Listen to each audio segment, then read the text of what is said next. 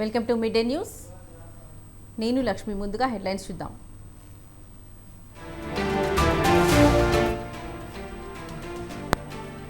AP assembly స్పీకర్గా Ayyanna Patrudu nomination. Assembly సమావేశాలు రేపటికి వాయిదా.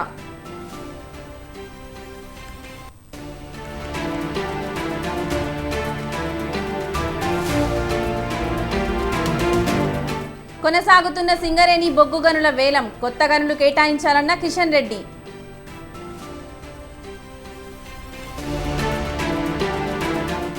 రైతుల సంక్షేమం కోసం కాంగ్రెస్ కృషి చేస్తోంది. రేవంత్ సమక్షంలో హస్తం పార్టీలో చేరిన పోచారం.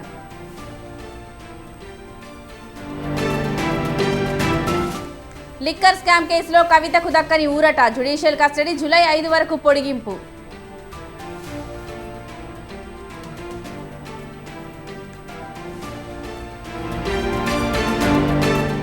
ఫోన్ ట్యాపింగ్ కేసులో మరో ట్విస్ట్. ప్రణీత్ రావు బెయిల్ పిటిషన్ కొట్టివేసిన కోర్టు.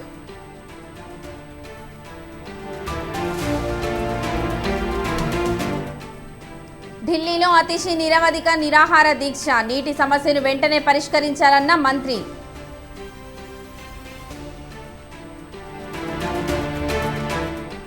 దేశవ్యాప్తంగా నీట్పై రాజకీయ రగడ. నీట్ను రద్దు చేసి మళ్లీ నిర్వహించాలన్న ప్రతిపక్షాలు.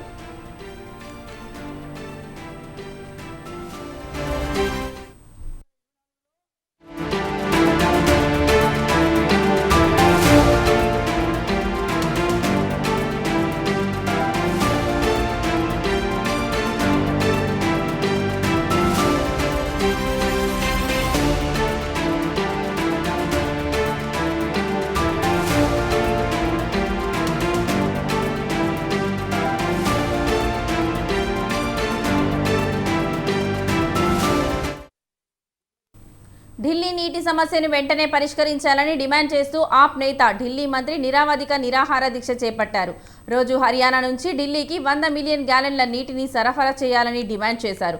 నిన్న ప్రధానికి రాసిన లేఖలో ఢిల్లీలోని 28 లక్షల మంది ప్రజానీకానికి నీళ్లు రావడం లేదనే విషయాన్ని విన్నవించారు. సాధ్యమైనంత త్వరగా ప్రజలకు నీరు అందేలా సాయం చేయాలని కోరారు.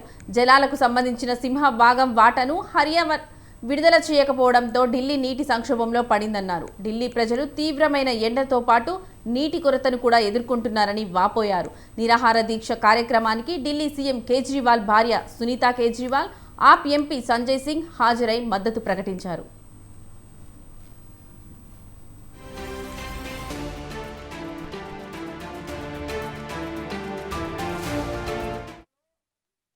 आपके मुख्यमंत्री को बेल मिली. अभी सुबह ऑर्डर अपलोड होना था, ऑर्डर अपलोड नहीं हुआ और ईडी हाई कोर्ट पहुंच गई ऑर्डर को स्टे करवाने के लिए. इतना ये तो ऐसे हो गया as if Arvind Kejriwal is the most wanted terrorist of India. देश में तानाशाही इतनी हद पार कर रही है कि ईडी किसी को लिबर्टी भी नहीं देने के, मुख्यमंत्री के अगेंस्ट वो स्टे के लिए चली जाती है. अभी हाई कोर्ट में फैसला आना बाकी है. आशा करते हैं कि हाई कोर्ट न्याय करेगा. आपके मुख्यमंत्री जी ने एक संदेश भेजा था जो मैं आप सबके सामने पढ़ के सुना देती हूँ. जेल में मैं जब टीवी पे देखता हूँ कि किस तरह से पानी की कमी से दिल्ली वालों को बेहद तकलीफ हो रही है, तो यहाँ मुझे बहुत पीड़ा होती है. मैं उम्मीद करता हूँ कि आतिशी जी की तपस्या सफल होगी और दिल्ली के लोगों को राहत मिलेगी. मेरी ओर से आतिशी जी को बहुत बहुत शुभकामनाएं. प्रभु उनकी रक्षा करे. अभी कल ही आपके मुख्यमंत्री को बेल मिली. अभी सुबह ऑर्डर अपलोड होना था, ऑर्डर अपलोड नहीं हुआ और ईडी हाई कोर्ट पहुंच गई ऑर्डर को स्टे करवाने के लिए. इतना ये तो ऐसे हो गया as if Arvind Kejriwal is the most wanted. आज किस सवाल को लेकर आतिशी जी अनशन पर बैठी हैं, ये पूरे देश और दिल्ली के लोगों को जानना जरूरी है. लेकिन वारे भारतीय जनता पार्टी, वारे भारतीय जनता पार्टी की सरकार, वारे बीजेपी के लोगों, तुम्हारे अंदर इतनी क्रूरता, इतनी निर्दयता कि तुम देश की राजधानी में रहने वाले दिल्ली के लोगों को एक एक बूंद पानी के लिए तरसा रहे हो, एक एक बूंद पानी के लिए तरसा रहे हो। दिल्ली का पानी हरियाणा से आता है, हरियाणा का पानी पंजाब से आता है। पंजाब में आम आदमी पार्टी की सरकार है, हरियाणा में बीजेपी की सरकार है, पंजाब में भगवंत मान की सरकार है, हरियाणा में नैब सिंह सैनी की सरकार है।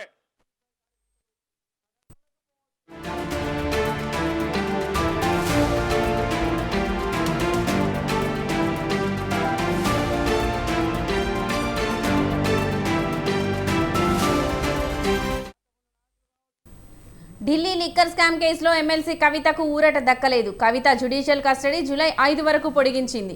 కవితను వర్చువల్గా కోర్టు ముందు హాజరుపరిచారు అధికారులు. జూలై 5 వరకు కస్టడీ పొడిగిస్తూ ఉత్తర్వులు జారీ చేసింది రౌస్ అవెన్యూ కోర్టు.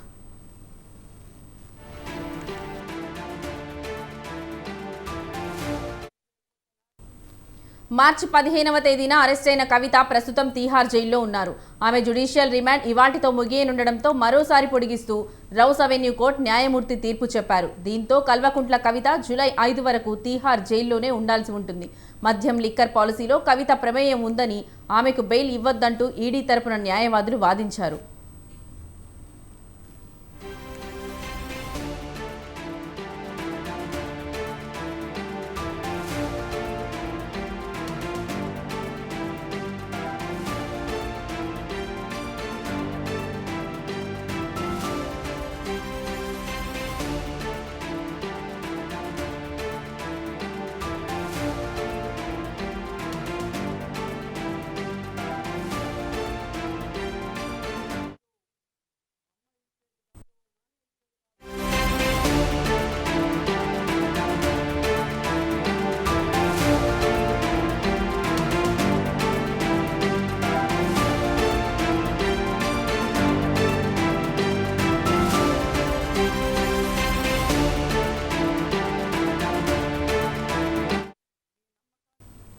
తెలంగాణలో సంచలనం సృష్టించిన ఫోన్ ట్యాపింగ్ కేసులో మరో కీలక పరిణామం చోటు చేసుకుంది. పోలీసులు దాఖలు చేసిన ఛార్జ్షీట్ను నాంపల్లి కోర్టు వెనక్కి పంపింది. ఈలోపే నాంపల్లి కోర్టులో ప్రణీత్ రావు బెయిల్ పిటిషన్ దాఖలు చేశారు. 90 రోజుల్లో ఛార్జ్షీట్ దాఖలు చేయలేదు కాబట్టి బెయిల్ ఇవ్వాలని ప్రణీత్ రావు కోరాడు. ఇదే సమయంలో తప్పులు కరెక్ట్ చేసి మళ్లీ ఛార్జ్షీట్ దాఖలు చేశారు పోలీసులు. బెయిల్ ఇస్తే సాక్ష్యాలు తారుమారు చేస్తారని పోలీసులు కోర్టులో వాదనలు వినిపించారు. పోలీసుల వాదనతో ఏకీభవించిన నాంపల్లి కోర్టు ప్రణీత్ రావు బెయిల్ పిటిషన్ను కొట్టివేసింది.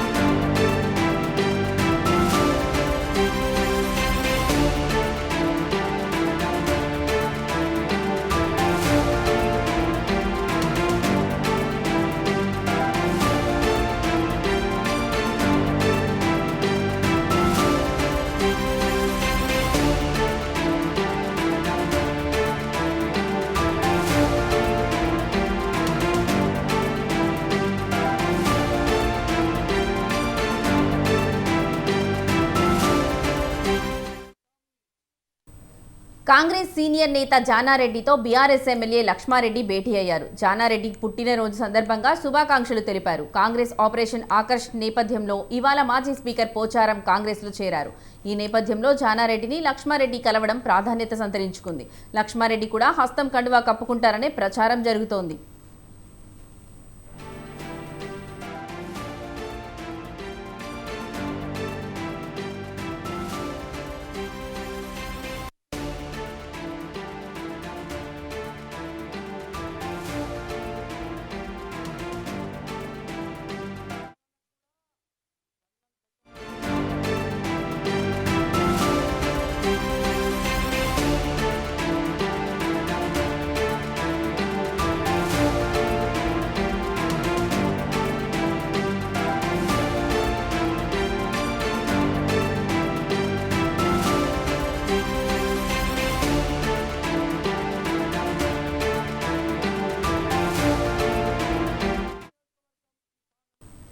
తెలంగాణలో పోలీసుల కీచక పర్వాలు వెలుగులోకి వస్తున్నాయి. కాళేశ్వరం ఎస్ఐ ఘటన మరువక ముందే మరో ఘటన చోటు చేసుకుంది.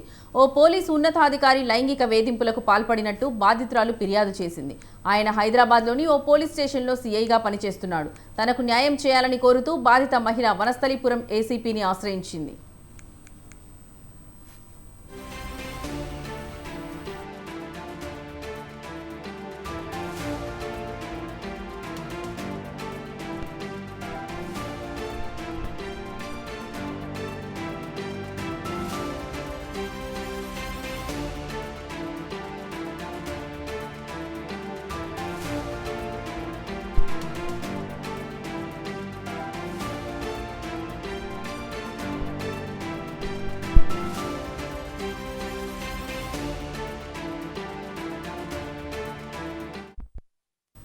తెలంగాణలో పోలీసుల కీచక పర్వాలు వెలుగులోకి వస్తున్నాయి. కాళేశ్వరం ఎస్ఐ ఘటన మరువక ముందే మరో ఘటన చోటు చేసుకుంది.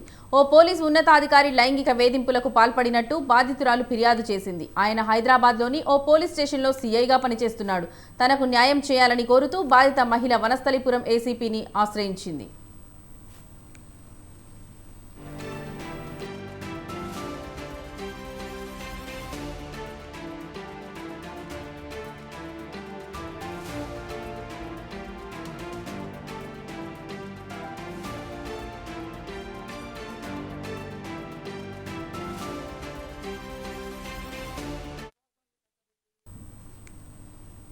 మాజీ మంత్రి మల్లారెడ్డితో సహా త్వరలో కాంగ్రెస్లోకి 20 మంది బీఆర్ఎస్ ఎమ్మెల్యేలు చేరుతారని ఖైరతాబాద్ ఎమ్మెల్యే దానం నాగేందర్ సంచలన వ్యాఖ్యలు చేశారు. బీఆర్ఎస్ ఖాళీ అయ్యే అవకాశం ఉందన్నారు. కేసీఆర్ విధానాలే బీఆర్ఎస్ను ముంచాయన్నారు. చాలా మంది బీఆర్ఎస్ నేతలు ఎమ్మెల్యేలు కాంగ్రెస్లో చేరడానికి ఆసక్తి చూపుతున్నారన్నారు. బీఆర్ఎస్ పార్టీ అయోమయంలో పడిందని అన్నారు. ప్రమాదం నుండి బయటపడే పనిలో ఎమ్మెల్యేలు ఉన్నారని తెలిపారు.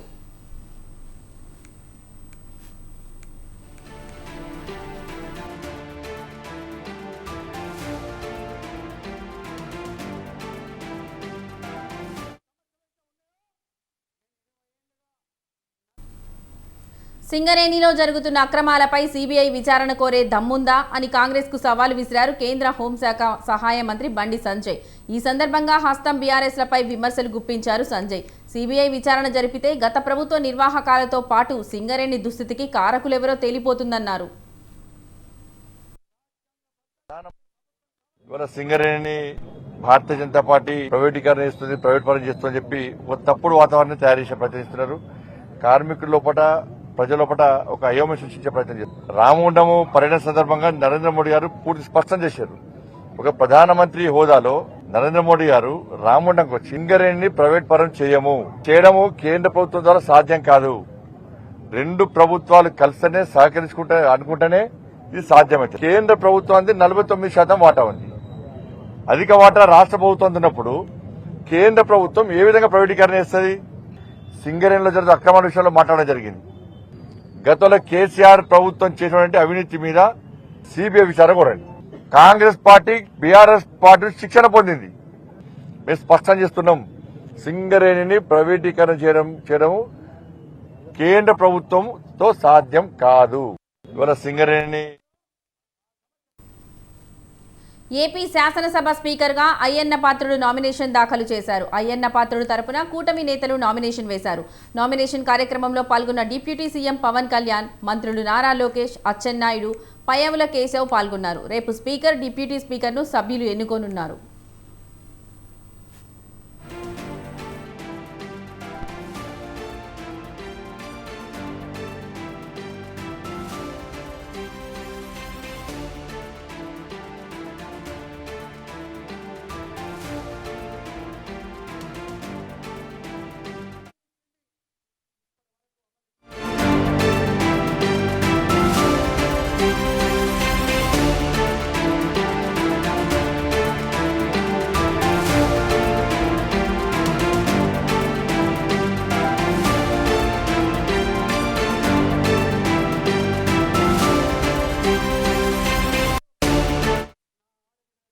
అసెంబ్లీ ఎన్నికల్లో పేలవమైన ఫలితాలు సాధించిన బీఆర్ఎస్ పార్లమెంట్ ఎన్నికల్లోనూ మరింత దిగజారింది. అధికారం కోల్పోవడంతో పలువురు నేతలు పక్కచూపులు చూస్తున్నారు.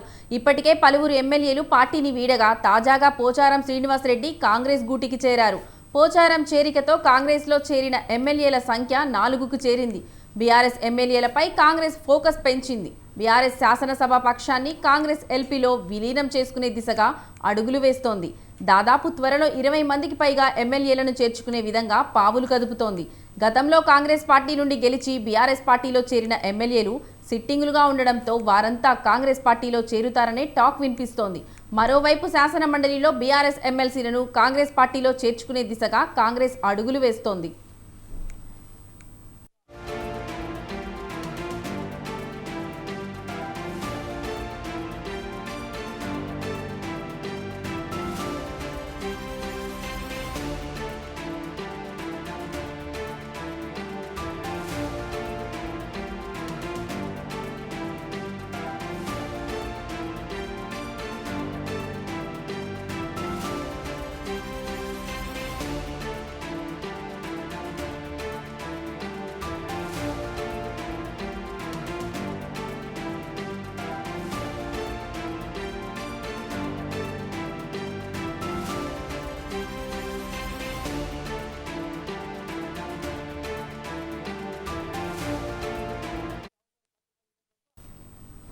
బీఆర్ఎస్ పార్టీకి మరో బిగ్ షాక్ తగిలింది. ఆ పార్టీ సీనియర్ నేత, మాజీ speaker, Banswada MLA Pocharam Srinivasa Reddy Congress party గూటికి చేరేందుకు సిద్ధమయ్యారు.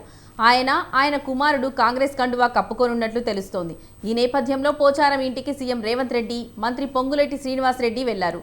కాంగ్రెస్ పార్టీలోకి రావాలని పోచారంను రేవంత్ రెడ్డి కోరారు.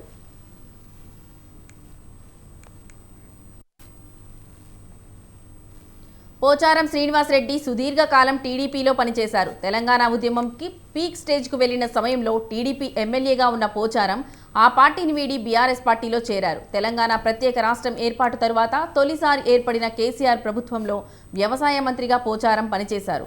ఆ తరువాత తెలంగాణ అసెంబ్లీ స్పీకర్గాను పనిచేశారు. గత ఎన్నికల్లో పోచారం శ్రీనివాసరెడ్డి పోటీ చేసేందుకు నిరాసక్త వ్యక్తం చేశారు. తన కుమారుడుకు బాన్స్వాడ టికెట్ కేటాయించాలని కేసీఆర్ను కోరారు. అయితే మీరే పోటీ చేయాలని కేసీఆర్ సూచించడంతో మరోసారి బాన్స్వాడ నియోజకవర్గం నుంచి పోచారం పోటీ చేసి విజయం సాధించారు.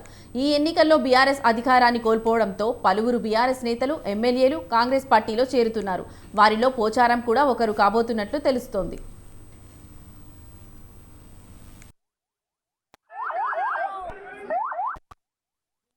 పోచారం శ్రీనివాసరెడ్డి నివాసానికి రేవంత్ రెడ్డి, పొంగులేటి శ్రీనివాసరెడ్డి చేరుకున్నారని సమాచారం తెలుసుకున్న బీఆర్ఎస్ నేతలు అక్కడికి చేరుకున్నారు. ఆ పార్టీ నేత బాల్కా సుమన్, ఇతర నేతలు పోచారం నివాసానికి చేరుకోవడంతో పోలీసులు వారిని అడ్డుకున్నారు. దీంతో పోచారం నివాసం వద్ద కాంగ్రెస్, బీఆర్ఎస్ పార్టీ కార్యకర్తల మధ్య ఘర్షణ వాతావరణం నెలకొంది.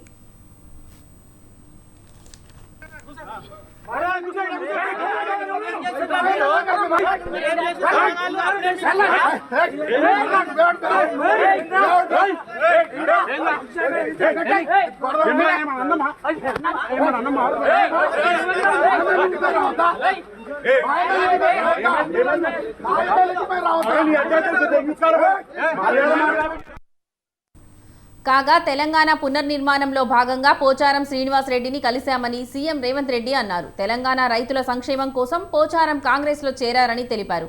రైతుల సంక్షేమంపై వారి సలహాలు, సూచనలు తీసుకుని ముందుకెళ్తామన్నారు. భవిష్యత్తులో పోచారం శ్రీనివాసరెడ్డికి సముచిత గౌరవం ఇస్తామన్నారు. నిజామాబాద్ జిల్లాలో అసంపూర్తిగా ఉన్న ప్రాజెక్టులను పూర్తి చేసేందుకు ఆయన సహకారం తీసుకుంటున్నామన్నారు రేవంత్ రెడ్డి. వారి సలహాలు, సూచనలు, వారి అనుభవాన్ని మా ప్రభుత్వం ఎప్పుడు వినియోగించుకుంటుంది. వారి సూచనల మేరకు రైతులకు ఎంత మేలు చేయగలమో పూర్తి స్థాయిలో చేయాలన్న ఆలోచనతో ముందుకు వెళ్తున్నాము. కాబట్టి మీడియా మిత్రులకు నా సూచన ఒక్కటే, ఈరోజు ఒక మంచి వాతావరణం, రైతుల సంక్షేమం కోసం తీసుకోబోతున్న నిర్ణయాల మీదనే చర్చ పెట్టండి, దృష్టి పెట్టండి తప్ప మిగతా అనవసరమైన విషయాల గురించి మనం పెద్దగా చర్చించుకోవాల్సిన అవసరం లేదు. అట్లాంటి విషయాలు చర్చించడానికి చాలా సమయం ఉంది. పార్టీలో నాయకులు, కార్యకర్తలు అందరూ సిద్ధంగా ఉన్నారు. వాళ్ళందరూ కూడా చర్చిస్తారు. రాష్ట్ర ప్రగతిలో వారు చేసేటువంటి అభివృద్ధికి, వారు సంకల్పించినటువంటి కార్యక్రమాలకు ఏదోడు వాదోడుగా ఉండి రాష్ట్ర ప్రగతి కోసం, రైతు ప్రగతి కోసం అందరం కలిసికట్టుగా సమిష్టిగా కృషి చేస్తాం. పొంగులేటి గారు కూడా, శ్రీనివాసరెడ్డి గారు కూడా పాత మిత్రులే మాకు. వారు రెవెన్యూ శాఖ మంత్రిగా మంచి పోర్ట్ఫోలియో వారి దగ్గర ఉంది. వారి సహకారంతో, అందరి సహకారంతో రాష్ట్ర ప్రగతిలో అందరం పాల్గొంచుకుందాం. ఆ సందర్భంలోనే గౌరవనీయులు మన గౌరవ ముఖ్యమంత్రి రేవంత్ రెడ్డి గారి యొక్క నాయకత్వంలో బలపరుస్తూ ఈరోజు అందరం కలిసి రాష్ట్ర భవిష్యత్తు కోసం పనిచేస్తామని మనం చేస్తాం. మరోవైపు బీఆర్ఎస్ ఆందోళన నేపథ్యంలో పోచారం శ్రీనివాసరెడ్డి ఇంటికి సీఎం సెక్యూరిటీ ఆఫీసర్ చక్రవర్తి గుమ్మి వెళ్లారు. ముఖ్యమంత్రి ఉన్న సమయంలో అక్కడికి బీఆర్ఎస్ కార్యకర్తలు చేరుకోవడంపై ఆరా తీస్తున్నారు. పోచారం ఇంటి వద్ద బీఆర్ఎస్ ఆందోళనపై వెస్ట్ జోన్ డీసీపీ దర్యాప్తు చేస్తున్నారు. బాధ్యులపై చర్యలు తీసుకుంటామన్న వెస్ట్ జోన్ డీసీపీ తెలిపారు.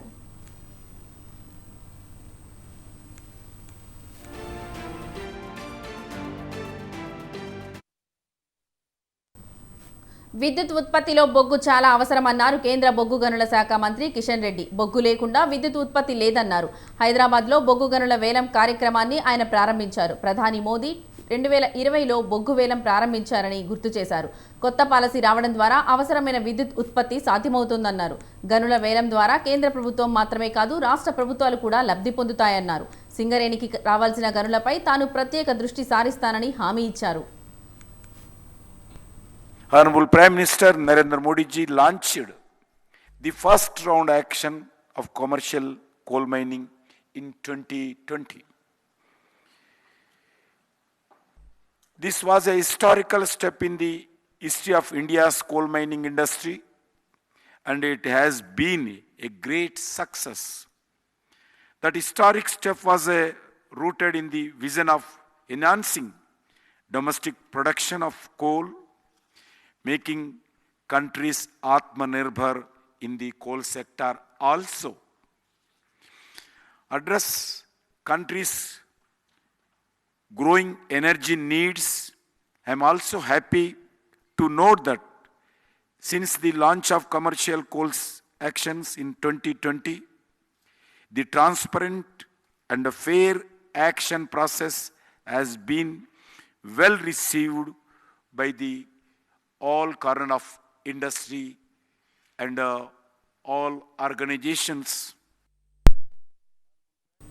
సింగరేణికి కొత్త గనుల బ్లాక్ను అనుసంధానం చేయాల్సిన అవసరం ఉందన్నారు. 3000 మిలియన్ టన్నుల బొగ్గు సింగరేణి ద్వారా వెలికి తీసే అవకాశం ఉందన్న బట్టి అందులో సగం ఇప్పటి వరకు వెలికి తీసింది. Sathupalli block 3, Koyagudem block 3, Sravanapalli block కేటాయిస్తే వెంటనే బొగ్గు వెలికి తీసే సామర్థ్యం ఉందన్నారు. అలా కాకుండా ప్రైవేట్ వేలం వేయడం కోసం యాక్షన్ నిర్వహించడం చాలా బాధాకరమన్నారు.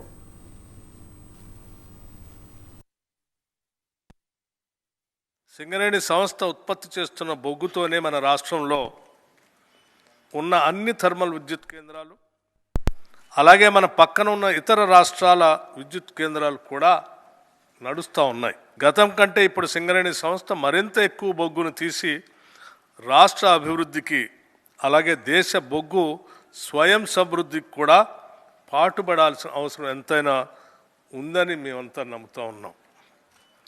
ఇది సాధ్యం కావాలంటే 135 సంవత్సరాల అపారమైన అనుభవం, ప్రతిభా పాఠవాలు ఉన్న సింగరేణి సంస్థకి కొత్త గనులు కేటాయించవలసిన అవసరం మన ప్రభుత్వాలపైన చాలా బాధ్యతగా ఉందని నమ్ముతూ ఉన్నాం.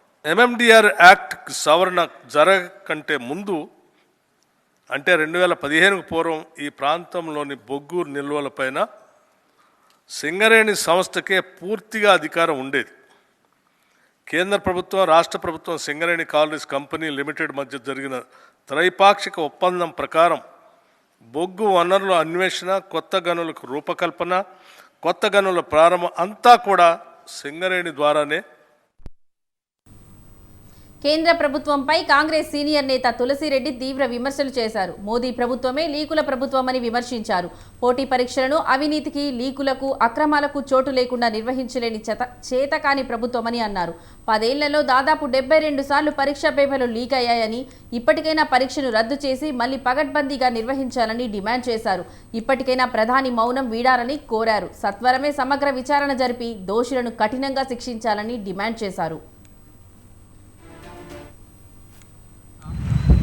అవకతవకలకు, అక్రమాలకు, అవినీతికి ఆస్కారం లేకుండా నిర్వహించలేని దద్దమ్మ ప్రభుత్వం, చేతగాని ప్రభుత్వం, అసమర్థ ప్రభుత్వంగా మోడీ ప్రభుత్వం తయారైంది. ఈ 10 సంవత్సరాలలో 72 సార్లు పోటీ పరీక్షల్లో పేపర్ లీక్ అయింది. National eligibility cum entrance test neat పరీక్షను కేంద్ర ప్రభుత్వ సంస్థ అయిన నేషనల్ టెస్టింగ్ ఏజెన్సీ NTA నిర్వహించింది. 24 లక్షల మంది విద్యార్థులు ఈ పరీక్ష రాశారు. కానీ దురదృష్టవశాత్తు 5వ తారీఖున పరీక్ష రాస్తే 4వ తారీఖునే దేశంలోని అనేక సెంటర్లో పరీక్ష పేపర్ లీక్ అయింది. కాబట్టి ఈ పరీక్షను రద్దు చేసి మళ్ళీ పకడ్బందీగా పరీక్ష నిర్వహించండి, సమగ్ర సత్వర విచారణ జరిపి దోషులను శిక్షించండి, ఇటువంటి సంఘటనలు పునరావృతం కాకుండా చూడండి అని చెప్పేసి దేశవ్యాప్తంగా విద్యార్థులు, విద్యార్థి సంఘాలు, ప్రజా సంఘాలు, రాజకీయ పార్టీలు గత 10-15 రోజులుగా ధర్నాలు, నిరసన కార్యక్రమాలు చేస్తూ ఉంటే నరేంద్ర మోడీ ప్రభుత్వం నిమ్మకు నీరెత్తినట్టు కూర్చుంది. రోమ్ నగరం తగలబడిపోతూ ఉంటే నీరో చక్రవర్తి పిడల్ వాయిస్తూ కూర్చున్నట్టు నరేంద్ర మోడీ ఇంతవరకు మౌనం వీడలే. ఒక్క పోటీ పరీక్షను కూడా ఆటో పార్కింగ్ ఏర్పాటు చేసుకోమని స్థలం కేటాయించిన మున్సిపల్ అధికారులే తమ పొట్ట కొట్టేలా ప్రవర్తిస్తున్నారని మేడ్చల్ జిల్లా ఆటో డ్రైవర్లు ఆవేదన వ్యక్తం చేశారు. గుండ్లపోచంపల్లిలో గత 30 ఏళ్ల నుండి ఆటో నడుపుతూ జీవనం సాగిస్తున్న తమకు సరైన పార్కింగ్ స్థలం లేదని ఈ విషయంలో మున్సిపల్ కమిషనర్ని కోరగా నారాయణ చెరువు కట్టపై ఉన్న ఖాళీ స్థలంలో ఆటో స్టాండ్ ఏర్పాటు చేసుకోమని చెప్పారన్నారు. మున్సిపల్ సిబ్బంది అదే రోజు ఉదయం ఆటో యూనియన్ ఏర్పాటు చేసిన గుడిసెను తొలగించారని ఆరోపించారు. దీనికి నిరసనగా ఆటో డ్రైవర్లు ధర్నా చేపట్టారు. వీరికి Medchal BJP assembly convener Amaram Mohan Reddy, councillor Amaram Hemanth రెడ్డిలు సంఘీభావం తెలిపారు.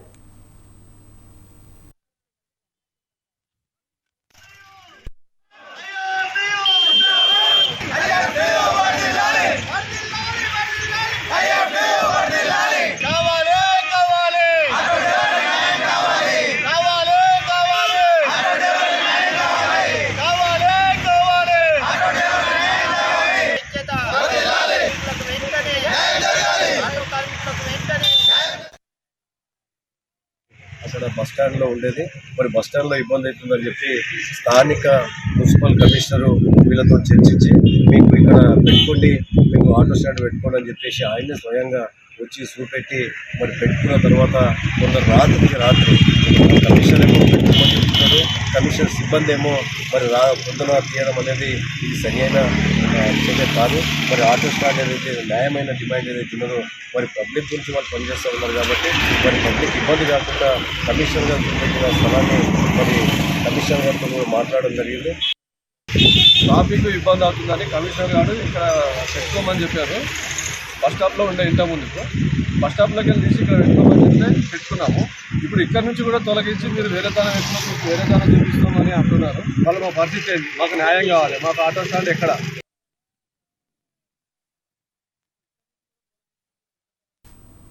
పశ్చిమ బెంగాల్ సీఎం మమతా బెనర్జీ జూలై 1న అమలు చేయనున్న 3 క్రిమినల్ చట్టాల అమలును వాయిదా వేయాలని ప్రధాని నరేంద్ర మోడీకి లేఖ రాశారు. పార్లమెంట్లో వాటిని మళ్లీ సమీక్షించడానికి వీలు కల్పిస్తుందని చెప్పారు. భారతీయ న్యాయ సంహిత 2023, భారతీయ సాక్ష్య చట్టం 2023, భారతీయ నాగరిక్ సురక్షా సంహిత అనే 3 చట్టాల అమలు వాయిదా వేయాలని తృణమూల్ కాంగ్రెస్ చీఫ్ ప్రధాని మోదీకి రాసిన లేఖలో పేర్కొన్నారు. 146 మంది ఎంపీలను సస్పెండ్ చేసిన సమయంలోనే 3 బిల్లులు లోక్సభలో ఆమోదం పొందాయని మమత చెప్పారు.